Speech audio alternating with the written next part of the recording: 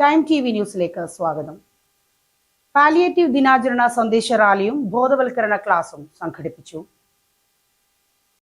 റാലിയിൽ government vocational higher secondary school Pantalayani, government vocational higher secondary school Koyilandy എന്നിവിടങ്ങളിലെ junior red cross വിദ്യാർത്ഥികൾ, nursing superintendent, field തല ആരോഗ്യ പ്രവർത്തകർ, ആശുപത്രി ജീവനക്കാർ, ആശാപ്രവർത്തകർ, പാലിയേറ്റീവ് വളണ്ടിയർമാരായ സബിത, നൌഷിത, ശ്രുതി, വിപിൻ എന്നിവർ പങ്കെടുത്തു. ഡോക്ടർ അസീസ് നന്ദി പറഞ്ഞു.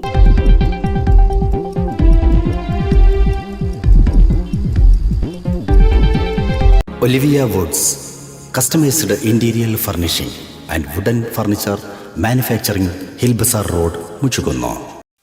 കൊയിലാണ്ടി നഗരസഭയും താലൂക്ക് ആശുപത്രിയും സംയുക്തമായി പാലിയേറ്റീവ് കെയറിന്റെ ഭാഗമായി നടത്തിയ പരിപാടി നഗരസഭാ ചെയർപേഴ്സൺ സുധ കിഴക്കേപ്പാട്ട ഉദ്ഘാടനം ചെയ്തു.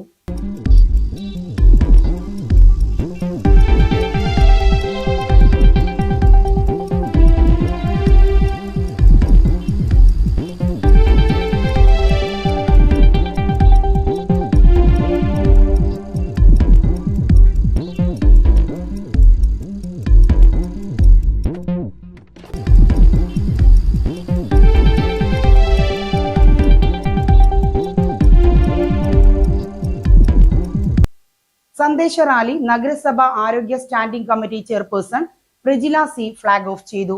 Municipal vice chairman advocate K Sathyan അധ്യക്ഷത വഹിച്ചു.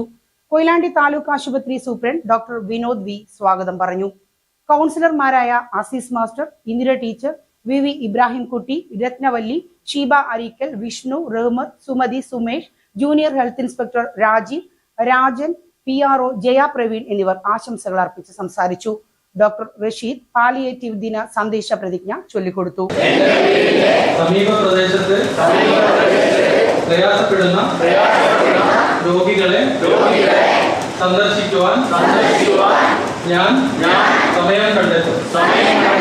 അവരുടെ ജീവിതം മെച്ചപ്പെടുത്തുവാൻ ശ്രമിക്കുന്ന പ്രാദേശിക പരിചരണ കൂട്ടായ്മകളിൽ ഞാൻ പങ്കാളിയാവും.